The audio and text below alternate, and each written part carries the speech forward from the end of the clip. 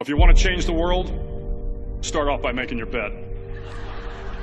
If you make your bed every morning, you will have accomplished the first task of the day. It will give you a small sense of pride, and it will encourage you to do another task, and another, and another. And by the end of the day, that one task completed will have turned into many tasks completed. Making your bed will also reinforce the fact that the little things in life matter. If you can't do the little things right, you'll never be able to do the big things right. And if by chance you have a miserable day, you will come home to a bed that is made, that you made. And a made bed gives you encouragement that tomorrow will be better. To pass SEAL training, there are a series of long swims that must be completed. One is the night swim. Before the swim, the instructors joyfully brief the students on all the species of sharks that inhabit the waters off San Clemente. They assure you, however, that no student has ever been eaten by a shark, at least not that they can remember. But you are also taught that if a shark begins to circle your position, stand your ground. Do not swim away. Do not act afraid. And if the shark, hungry for a midnight snack, darts towards you, then summons up all your strength and punch him in the snout, and he will turn and swim away. There are a lot of sharks in the world. If you hope to complete the swim, you will have to deal with them. So if you want to change the world, don't back down from the sharks. Over a few weeks of difficult training, my SEAL class, which started with 150 men, was down to just 42. There were now 6 boat crews of 7 men each. I was in the boat with the tall guys, but the best boat crew we had was made up of the little guys, the Munchkin crew, we called them. No one was over 5'5".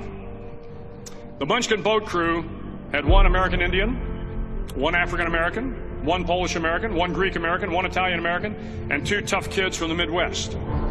They out-paddled, outran, and outswam all the other boat crews. The big men in the other boat crews would always make good-natured fun of the tiny little flippers the Munchkins put on their tiny little feet prior to every swim. But somehow these little guys from every corner of the nation and the world always had the last laugh, swimming faster than everyone and reaching the shore long before the rest of us. SEAL training was a great equalizer. Nothing mattered but your will to succeed, not your color, not your ethnic background, not your education, not your social status. If you want to change the world, measure a person by the size of their heart, not by the size of their flippers.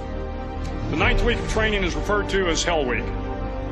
It is 6 days of no sleep, constant physical and mental harassment, and 1 special day at the Mud Flats. The Mud Flats are an area between San Diego and Tijuana where the water runs off and creates the Tijuana Sloughs, a swampy patch of terrain where the mud will engulf you. It is on Wednesday of Hell Week that you paddle down to the Mud Flats and spend the next 15 hours trying to survive the freezing cold, the howling wind, and the incessant pressure to quit from the instructors. As the sun began to set that Wednesday evening, my training class, having committed some egregious infraction to the rules, was ordered into the mud.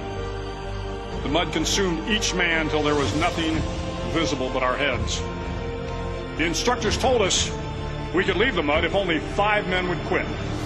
Only 5 men, just 5 men, and we could get out of the oppressive cold. Looking around the mud flat, it was apparent that some students were about to give up. It was still over 8 hours till the sun came up. 8 more hours of bone-chilling cold. The chattering teeth and the shivering moans of the trainees were so loud, it was hard to hear anything. And then one voice began to echo through the night. One voice raised in song. The song was terribly out of tune, but sung with great enthusiasm. One voice became 2, and 2 became 3, and before long, everyone in the class was singing. The instructors threatened us with more time in the mud if we kept up the singing, but the singing persisted, and somehow the mud seemed a little warmer, and the wind a little tamer, and the dawn not so far away. If I have learned anything in my time traveling the world, it is the power of hope, the power of one person, a Washington, a Lincoln, King, Mandela, and even a young girl from Pakistan, Malala. One person can change the world by giving people hope. So if you want to change the world, start each day with a task completed. Find someone to help you through life. Respect everyone. Know that life is not fair and that you will fail often. But if you take some risks, step up when the times are the toughest, face down the bullies, lift up the downtrodden, and never, ever give up. If you do these things, the next generation and the generations that follow will live in a world far better than the one we have today. And what started here will indeed have changed the world for the better.